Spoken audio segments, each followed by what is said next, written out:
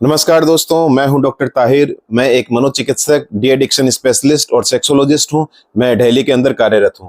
दोस्तों, आज हम बात करने वाले हैं एक ऐसे मानसिक विकार के बारे में जिसमें इंसान को हर समय ऐसा लगता है कि उसे कोई बहुत बड़ी खतरनाक बीमारी हो गई है या फिर आने वाले समय में होने वाली है, और इसे हम बोलते हैं इलनेस एंजाइटी डिसऑर्डर।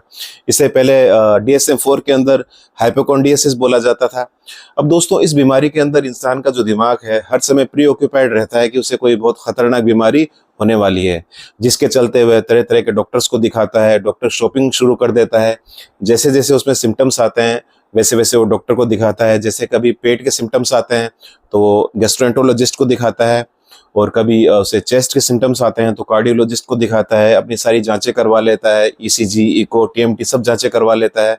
और एक बार जब डॉक्टर बोल देते हैं कि आपको कोई बीमारी नहीं है, आपकी जो बीमारी है वो स्ट्रेस रिलेटेड है, ना कि उसका कोई मेडिकल बैकग्राउंड है, पर ऐसे मरीज को भरोसा आ नहीं पाता। उसे लगता है डॉक्टर बीमारी को पकड़ नहीं पाए हैं या फिर उनका डायग्नोसिस गलत है, तब वो दूसरे डॉक्टर की तलाश में निकल पड़ता है। ऐसे डिफरेंट डिफरेंट सिम्टम्स के आधार पे वो डिफरेंट डिफरेंट डॉक्टर्स को दिखाता रहता है। हालांकि इस बीमारी की खास बात है उसके अंदर कोई मेजर सिम्टम्स डेवलप नहीं होते। कभी कभार हल्के फुल्के सिम्टम्स आते हैं जिनके आधार पर उसे लगता है कि उसे बीमारी है, और कई बार बिल्कुल भी सिम्टम नहीं आते, फिर भी उसके दिमाग में वहम रहता है कि उसे कोई बहुत बड़ी बीमारी होने वाली है। अब दोस्तों, इस बीमारी के अंदर खास बात यह है कि इसे हर समय घबराहट बनी रहती है, हर समय बेचैनी बनी रहती है। सिम्टम ना होते हुए भी उसे बार बार लगता है कि उसे बड़ी बीमारी है, और उसके चलते उसमें कुछ हेल्थ रिलेटेड बिहेवियर डेवलप हो जाते हैं। जैसे कि बार बार वो डॉक्टर्स को दिखाता है, बार बार तरह तरह की इन्वेस्टिगेशंस करवाता है, बार बार गूगल में अपने सिम्टम्स के बारे में, बड़ी बड़ी बीमारियों के बारे में पढ़ता है। और ऐसी बीमारी के अंदर जो सबसे मोस्ट कॉमन प्रेजेंटेशन होता है वो होता है हार्ट अटैक का। ऐसे इंसान को लगता है कि उसे हार्ट अटैक आने वाला है, और वो कार्डियोलॉजिस्ट के पास चक्कर लगाता रहता है। कई इंसानों को लगता है उनके ब्रेन के अंदर ट्यूमर है, कई इंसानों को लगता है उन्हें एड्स होने वाला है। तो दोस्तों, इलनेस एंजाइटी डिसऑर्डर के जो सिम्टम्स है अगर लगातार 6 महीने तक चलते हैं या उससे ज्यादा चलते हैं, तब हम इसे इलनेस एंजाइटी डिसऑर्डर का डायग्नोसिस देते हैं। और इसके कारण अगर उसकी personal life, occupational life, social life खराब होती है, तब तब हम इस डिसऑर्डर को, इसके डायग्नोसिस को बनाते हैं।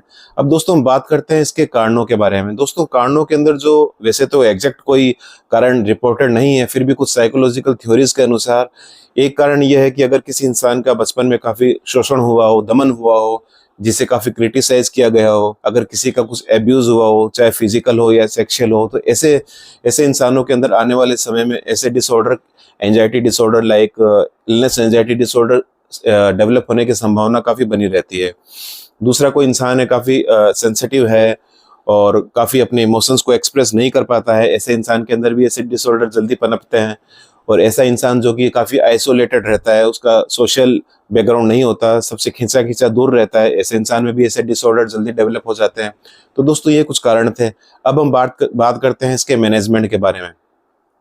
दोस्तों, मैनेजमेंट के अंदर अब क्योंकि ऐसा इंसान सब जगह से धक्के खा चुका होता है, कभी डॉक्टर्स को दिखा चुका होता है, डॉक्टर उसकी बीमारी को मानते नहीं, और धीरे धीरे उसके जो घर वाले हैं उन्हें भी लगता है कि इसने इन्वेस्टिगेशन की मोटी फाइल तैयार कर ली है, 1000 डॉक्टर को दिखा दिया है, लेकिन कुछ निकलता नहीं है, तो उनका भी धीरे धीरे इस पर से भरोसा उठ जाता है। वो सोचते हैं कि ये एक नाटक सा कर रहा है और इसके जो सिम्टम्स हैं वो नकली हैं। तब वो उसे उस पर ध्यान देना छोड़ देते हैं, उसे अवॉइड करते हैं। तो ऐसा इंसान फिर धीरे धीरे एंजाइटी, डिप्रेशन का शिकार भी हो सकता है। तो इसलिए हम जो ड्रग मेडिसिन स्टार्ट करते हैं उसके अंदर हम सबसे पहले देते हैं एंटी डिप्रेशन ग्रुप की ड्रग्स, जैसे कि सिलेक्टिव सेरोटोनिन रीअपटेक इनहिबिटर, जैसे कि फ्लोक्सिटिन, सर्टिलिन वगैरह हम देते हैं, जो कुछ महीने तक हमें चलानी होती है। इसके अलावा ऐसे मरीजों के अंदर काउंसलिंग का भी बड़ा बढ़िया वाला रोल है, और काउंसलिंग के अंदर सबसे पहले हम देते हैं कॉग्निटिव बिहेवियर थेरेपी, जिसके अंदर हम इंसान का जो माइंड सेट है जो कि नेगेटिव बन चुका है, उसे लगता है बस कोई बड़ी बीमारी होने वाली है, उसकी जान जा सकती है, तो ऐसे नेगेटिव माइंडसेट को हम पॉजिटिव माइंडसेट में कन्वर्ट करते हैं।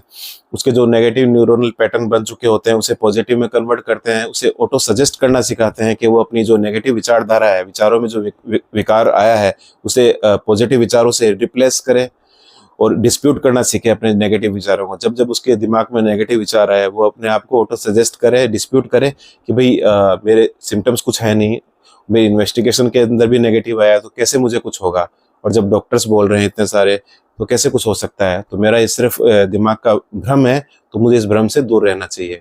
और दोस्तों, इसके अलावा उसमें जो ग्रुप थेरेपी का भी काफी रोल है। ग्रुप थेरेपी के अंदर हम जो सिमिलर सिम्टम्स वाले मरीज हैं, जो बार बार जांचें करवाते हैं, जिनके अंदर कुछ मेजर सिम्टम्स नहीं है, उनके साथ में बिठाकर उनका सेशन लेते हैं, जिसके अंदर सब मरीज एक दूसरे के एक्सपीरियंसेस को, सिम्टम्स को, इन्वेस्टिगेशन को शेयर करते हैं। तो इस कंबाइंड अप्रोच से उनको धीरे धीरे ये रियलाइजेशन हो जाता है कि उनकी जो बीमारी है असली नहीं है, उसका जो आधार है वो शारीरिक ना होकर मानसिक है और इसका कोई मेडिकल बैकग्राउंड नहीं है।